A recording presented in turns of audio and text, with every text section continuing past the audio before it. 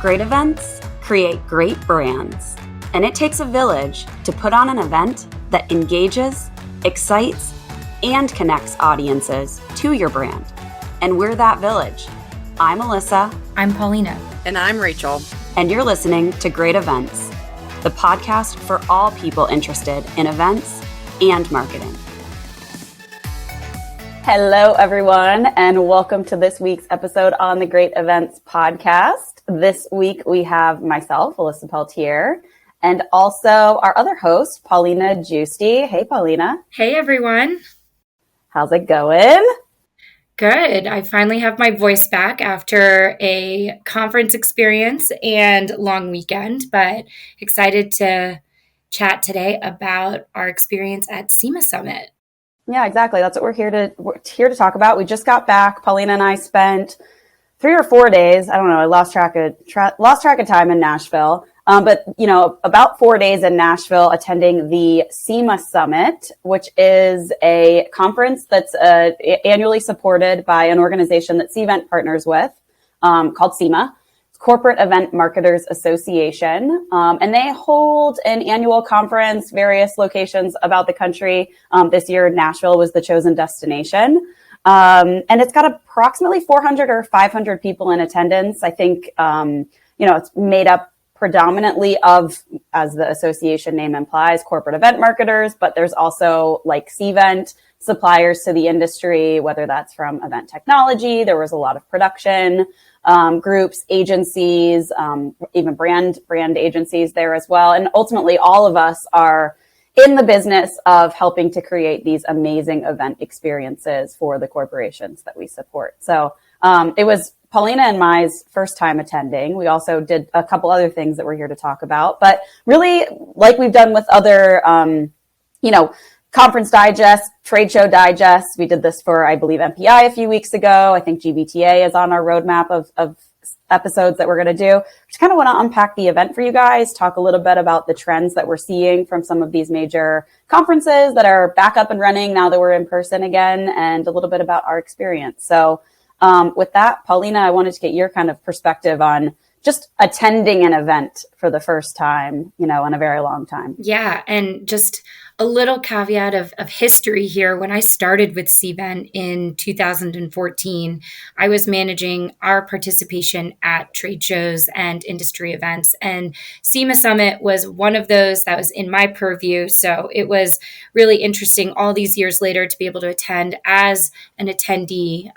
It was wonderful. But something that, you and I laughed about on site was like, I don't even know how to attendee anymore, right? I've been so behind the scenes and quite frankly, I haven't been to an industry show in a really, really long time. So I found myself being sort of apprehensive or just feeling like I needed to dust the rust off a little bit to figure out how to what's the first step in networking, and obviously, we have the badges and the lanyards. And my first question, of course, when we check in was, what does the red lanyard mean? And it's like, oh, it means you're a first timer. And I'm like, great. I'm wearing my scarlet letter as I walk in, but it was fun. I mean, I had to tell you though, it was exciting being gathered in a room full of peers that I wasn't putting an event on for. And I found so much, validation in the conversations that were shared on site. I think there was enormous amounts of inspiration. I think the SEMA team and their partners and sponsors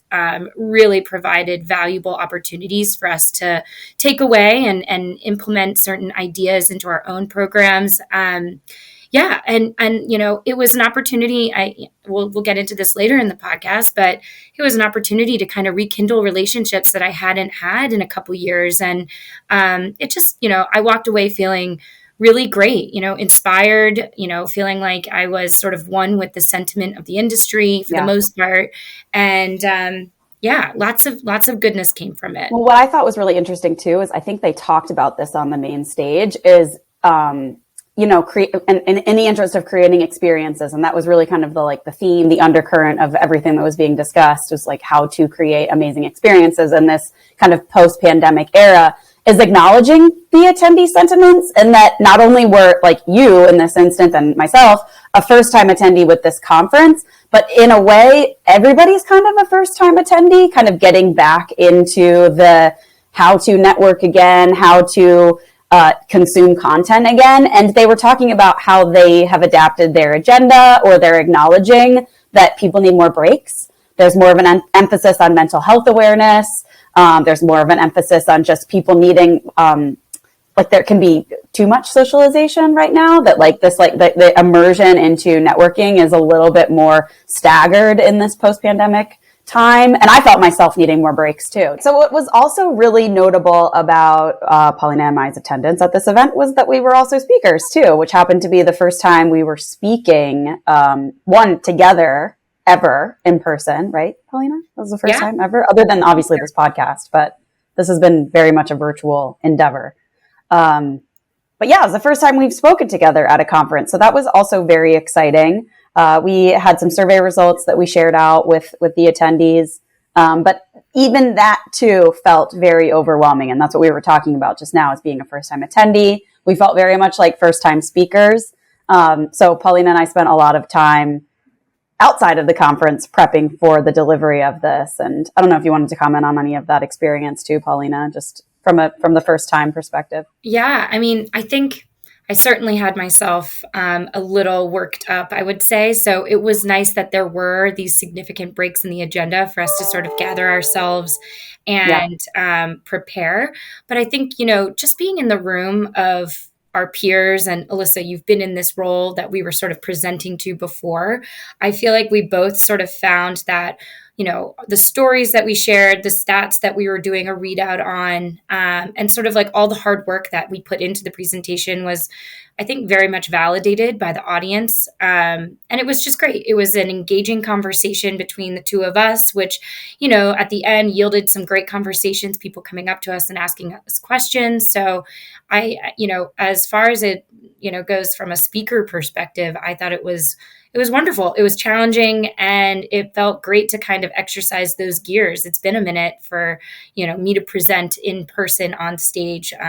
So I absolutely loved it. Yeah, I shared the similar sentiments. We both kind of got ourselves worked up, as you would say. I was the anxiety attack, but agreed. We did really well. And there was also a keynote the day after we presented that was very much about, kind of like taking the ball and running with it, and stepping out onto the stage, if proverbial stage, if you will, that I think motivated us and really made us feel good about taking our professional development to the next level with doing some of these speaking engagements. So that felt really rewarding to have participated in that capacity too. Okay, so that's enough about kind of us and what we were doing on site and our experience. We really the focus of this podcast today was really to get down to some of the big themes that the rest of the conference attendees were talking about. And so we jotted some of those down here, wanted to unpack those. I think the first one for me, and I heard this across the conference, and it was, I don't want to say pretty eye-opening to me, but interesting that the sentiments are still continuing on even this late into 2022, is the conversation around just the resignation and resourcing going on within the meetings and events industry. And Paulina, you are a leader within our meetings and events team, so you're probably feeling this a little bit more firsthand than I am, being a little bit more on the outside looking in. But definitely, how are you guys handling that from meetings and events team at CEMA? Yeah, I mean, luckily for our own internal team, we have been able to do a fair amount of hiring or rehiring over the last 18 months. And I think for us, it's really been a matter of this, continual upskilling and making sure that, we're staying in lockstep with what the industry is expecting of both the traditional role and sort of this new evolved role. A lot of the sentiment that we heard on site was, I need more resources. Our teams are at bandwidth. Our teams are doing the traditional roles work plus this amount of work plus this, right? And so I certainly empathized with it. I could feel my heart rate kind of escalating as I heard some of the questions that were coming from the audience asking, to the panel on this particular general session. And, I think there were some sentiments around, this has been, a Renaissance experience. There's this sort of, I think the sentiment shared on stage was this was the great equalizer. Mm. And, in our conversations, in the audience, you and I were kind of looking at each other and I was like, ooh, I don't know if the playing field is exactly equal right now. I think, to use your words, Alyssa, this has been a great exposure. And it's exposed so much of what, this traditional event marketer, event planner role has been. And then what we're kind of expected to do, carry, execute, and manage now with this sort of convergence of virtual and in-person experiences. And I think, our team is certainly, while we might not be juggling, open head situations, we are juggling an enormous amount of workload. And it's a different kind of workload. It's very, it's data centric, it's strategic, it's, still very much creative. And I feel like what we're having a difficult time in conversations with perhaps management or the executive team is articulating that new amount of work or that new increased amount of scope. And just hearing some of the, conversations that are happening at other major, enterprise organizations was so validating, knowing that, okay, well, we're all clearly doing something right because we're expanding our scope, we're taking on new roles, we're upskilling. But at the same time, we need to be sort of approached, or we need to approach the role differently. It's kind of an up profiling, if you will, of the position. I think you and I have used those terms. And it left me feeling with a lot to come back to with my team in terms of, let's think about how we, prioritize projects, programs, tasks. It is not, I think the biggest takeaway that I want to make sure I'm communicating upwards and outwards is that we aren't just logistics. We are, we use this term throughout our presentation, logistics are tablescapes. And we are talking the data story. We're understanding the value of engagement data points, or, it's not just about, satisfactory survey reports post-event. It's really digging into that and how it's impacting our pipeline and lead nurture process after the event. And I feel like it's a lot to talk about. And it was just really validating to hear that these other organizations and teams are going through this sort of same evaluative process. Yeah, I think, and to go back to the great exposure, right? There's this great exposure to opportunity within this events channel at large. And now that we have even more formats that we get to juggle with, I think that's been the opportunity. It's like how amazing that events are like claiming so much mind share and budget of the marketing function. Yeah. At the same time, there's been this great exposure around how, and I like not to be in a negative light, but how immature the function is compared to other marketing functions. And this was definitely something that we talked about in our session was, looking at how digital teams are structured or how demand gen teams are structured. There's significant subject matter expertise and like a diversity of the roles that exist within those spaces.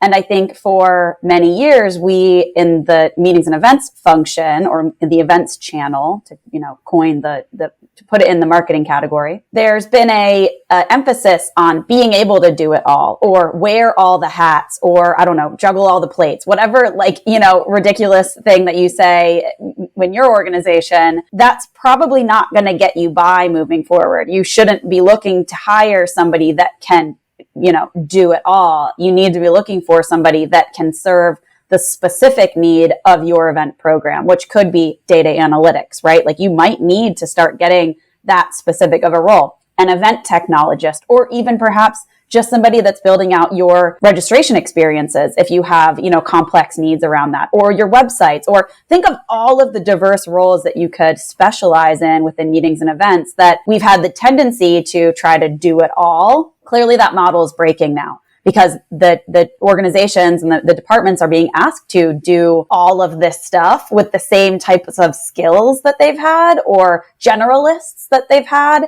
And it's not, that's not necessarily functioning, and certainly leading to some resignation, because you can't do it all. Not every planner from 2019 is going to be able to do all of the things that are expected in the 2022 timeframe. And I think there needs to be that's okay. Like, your 2019 planner should stay on your team. They're a subject matter expert in some space. Let them hone their craft in that area, where you might need to bring on some digital expertise, or, whatever it is, wherever your gap is. And then, of course, being able to vie for those resources at the top. I think that's part of this maturity of the channel type conversation. So really interesting first trend that we saw, and that was very much loud and clear across the industry. The other one that, just to stress what we've been saying on this podcast across the last few weeks, in-person's definitely back. We know that this group was very excited about that. They love the tactile experiences. It was very clear many of these people are conference planners, so they're used to large scale, the large gatherings, the bringing the people together, having amazing keynotes, big networking environments. But there was a sentiment that digital, and I stress the word digital, is here to stay. And that doesn't necessarily need to be in virtual events capacity. It doesn't necessarily mean hybrid events, but that this kind of digitization of events is certainly, it's part of the narrative. And it's the reason why there's more analytics tracking that's being involved. There's more, what can we do with mobile apps to facilitate pre or post event engagement, or web platforms. I think there's just this, again, not to stress our session, but this extreme experimentation that's going on. But it's this, how do we use this digital as a enhancement as opposed to just a have to?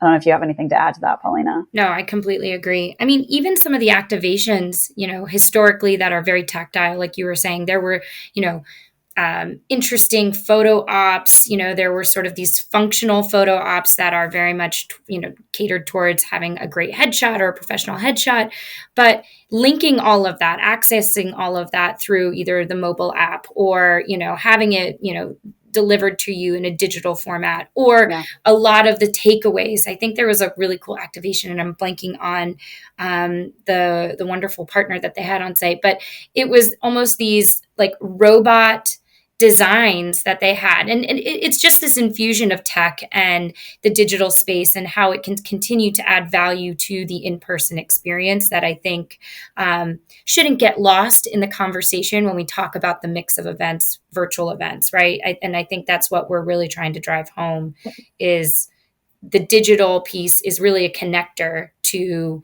extending the longevity of the event and the experience. Yeah. And at the macro trend level, I don't think this was a huge current felt within the event, but it's certainly something that I'm watching just kind of on the daily news cycle, is just all this discussion about metaverse and what that means. And I think there's just this interesting digital environments and this digital enhancement of our human existence really is something that's going to start to permeate events. And so, I mean, we're talking very much at just mobile apps and web interfaces and how we all connect all of these different environments and different spaces that we engage in. But it's interesting that there is that kind of larger macro trend that's kind of trickling down into our event experiences in a much more tangible way, right? We weren't talking metaverse on site, but we were talking digital environments, which is very much akin. And people are still I don't know what to think of it, or we're just dipping our toe into how we can promote or host events in the space. So I feel like we're starting to get into the conversations, but But certainly I think the whole thing too to discuss here, and that comes back to the first trend, is the expectation in the next 10 to 15 years for an event professional, whether you call yourself an experiential marketer or an event marketer or whatever, is that there is a digital component to this now. It's no longer, like you said, Paulina, the table stakes of F&B orders and sourcing a venue.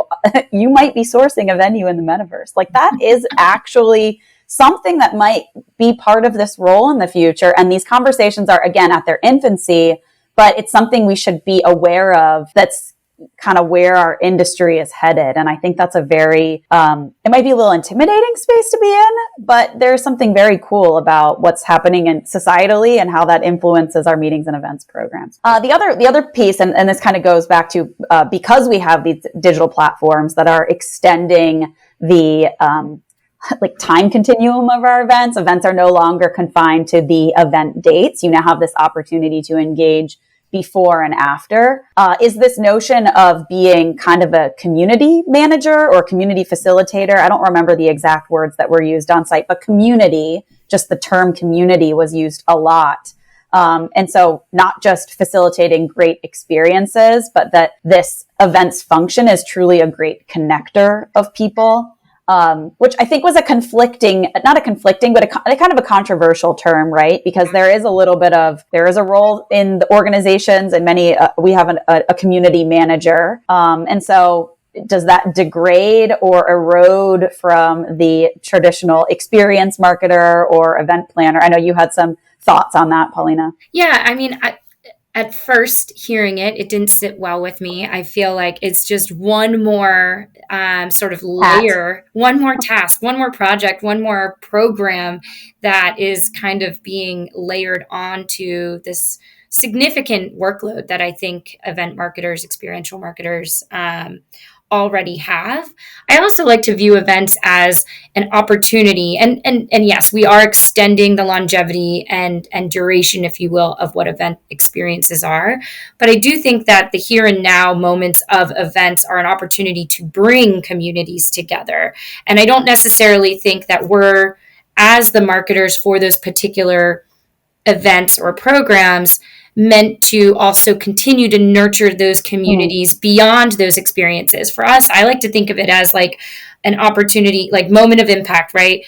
For those communities to come together, to network, to acknowledge, share, idea exchange, what have you, and then nurture those communities by way of attending our event. So to me, it's a very collaborative opportunity, but I don't see myself or my team managing that, beyond the experience of the event, if you will. Yeah, I think the piece to like really stress is more of how we're looking at our audiences now, that they are communal and that there is this bigger picture at play, and that the meetings and events are integrated as part of that, as opposed to and I'm sure this was kind of understood, but now we're talking about it as this like comprehensive plan of how do we activate, how do we engage for, 365 days a year, and events do play a part in that. And so I think that's a great opportunity for events to be more collaborative, to be more integrated into a broader marketing mix where we understand the role that we play and how it fosters something, or that there's something happening before it and that there's something happening after it, whether that's consuming content from your demand gen teams, whether that's engaging on your website or whatever that, the engagement plan is pre or post, that events are part of it, and that there is this handshake or a handoff with another team that then has to, like you said, Paulina, nurture or foster that relationship further so that they can then come to another event, whether that's training or a seminar. But there's this kind of much more comprehensive or complex ecosystem that we've been fostering that we weren't conscious of for a really long time, that we're now talking about in the context of community, certainly customer community for this corporate group, since they're very much focused on the business side of things, right? Nurturing new business relationships, reaping more value out of the accounts that are engaging with them. But it's an interesting thing because I don't think community would have been a term we would have been discussing as heavily again pre-pandemic. And I think part of that has to do with this notion of digital convening and coming together with these kind of more analog experiences like the meetings and events channel. So there's, again, interesting dynamic at play there too that is worth exploring and discussing and seeing what happens with the programs and also technology providers that are emerging in the space that can help facilitate that handoff even more seamlessly in the future. Okay, so the last one here, just to kind of stress, I think you've heard us say this throughout, is that what got me really excited, and I don't know if I've discussed this on the podcast before, but my background initially before I really got into marketing was I was a graphic designer. And so I felt really excited to be around people that really wanted to talk about being creative again. We spent a lot of time the last 2 years really trying to just do and execute and get things done, and the P word, and doing all the things to just have throughput. And what I felt very refreshed by was being around all of these people who were super creative, and they were trying to experiment and try new things, but tell stories about their brands to, like create these amazing moments. But it was all with this creative emphasis. And I just felt really inspired to be in that. That's a personal note, but I just think to like always get back to our roots in this industry, to acknowledge like that's kind of the common denominator of meetings and events, is that you're around all of these people who love to make stuff and make things happen. And the more we can kind of lean into that sentiment and find more people like that, I think our ideas will really flourish in this new environment that embraces digital, that embraces in person, and will reap the results for our organizations, right? But just embracing that creative mindset, I think, is something that I got very motivated by being at CEMA. That was beautiful. I loved that. Yeah, that was for you. And I know you share that too, Paulina. And it's why, we're kind of kindred spirits in that way, is we both love to never shy away from a brainstorming session, right? Like I think for now and in the future, I think even in a remote work environment, which many of us are now still in, or we forever will be, embracing those moments to exchange ideas, whether that is in a conference setting or whether that is in a virtual whiteboard where you just got to jot ideas, but just reminding ourselves that that's why we really like meetings and events, is that we get to make things, and we get to tell these stories, and can I kind of ignite that passion for our work again, which I think, again, going back to that great resignation, a lot of people were suffering because they weren't able to exercise that muscle. So if we can get back to that, I think that was kind of my key takeaway from the conference, is finding that passion for creativity again. I love that. I think, if I were to summarize my key takeaway, it would be pretty comparable in terms of, seeking inspiration for,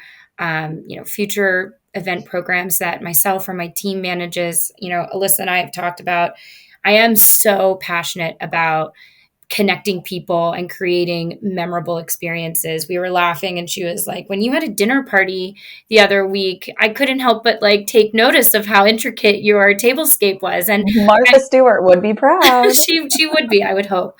But for me, it really is a matter of creating a safe, comfortable, beautiful environment for people to just get to know each other. And I think, these types of conferences, industry conferences that are able to connect peers within the industry, are some of the more beautiful and exciting events that we have the, pleasure and luxury of being able to attend. And for those who, budgets are slow to return, for those who aren't able to join in these events in person, it's an opportunity like right now on the podcast to like send us a question, a follow-up email, and say, gosh, I haven't had a chance to go back to an event, but just hearing you guys, jive back and forth about how impactful it was, or if you're looking for ideas, just kind of don't hold yourself back. I mean, even if you were to scroll through Sema Summit 2022 hashtag, you'd see and you'd start to like visualize and understand how much of it came together and how inspirational it ended up being. And I know we're kind of running out of time here, but I definitely feel like we would be remiss if we didn't call out the final general session, the singer-songwriter general session, where they had 4 really well-known, successful songwriters in the country music genre join on stage. And essentially, they selected a handful of songs that, they were, either responsible for or contributed the lyrics to. And what they did was they sort of strummed along and told us the story of how the lyrics came to be, how the song came to be. And, they were total storytellers. They were very much doing what all of us experienced producers, marketers do, and doing it with their own sort of lens. And I mean, I was bawling in the audience, and I'm a huge country music fan. And even if you weren't a country music fan, if country music is, the bane of your existence, you were moved because they were telling you either a light story, a heavy story, a dark story, and how that kind of came to fruition in the form of art and experience. And it was awesome. And I just felt like I left lighter, and I was like giggly, and it was just super inspiring. I mean, I immediately slacked my entire team and said, watch these videos. I, of course, took a ton of videos. Watch these videos. Tell me if you're inspired, and gave them the whole spiel about, how this, session kind of came to be. And it was wonderful. So tap into other opportunities if you're not able to join in-person experiences quite yet, because there's still so much inspiration out there. And as an industry, I think we do owe it to one another to knowledge share and continue to foster those kinds of connections. I think one of the best takeaways, and I'll kind of lead us out, Alyssa, is that, we made some really great new connections, new relationships, but one that I'm super excited about is we rekindled a great connection, a great relationship with a wonderful agency that we've worked with in the past, and really excited to feature them on the podcast for our next episode. So if you enjoyed this conversation, I know you're going to definitely enjoy our next episode, talking about rekindling relationships, where we are in the industry, and some great innovations that we're seeing come down the line. I love it. I love all that. All right, listeners, that's a wrap for today. We'd love to hear from you. Like Paulina said, we love hearing from the audience, getting ideas from you, themes, topics, what you're struggling with, what you're embracing in this new landscape. And we hope that you found our chat today impactful as well. Maybe got some inspiration or jotted down some takeaways that could inspire your programs. So like I said, as always, we want to hear what's going on with you. Shoot us a note at greatevents@cvent.com. That's our email. We're looking at it all the time. Or feel free to DM us on any social channels. I don't know, Gen Z, maybe that's how you want to talk to us. But that's a wrap for today. I'm Alyssa. This is Paulina. It's been great chatting with you. We will see you at our next episode. Thanks for listening to this week's episode of Great Events, a podcast by CVent. If you want more resources on how to make your events great, go to community.cvent.com. That's community.cvent.com. Or if you've got a question for us or just want to say hi, email us at greatevents@cvent.com.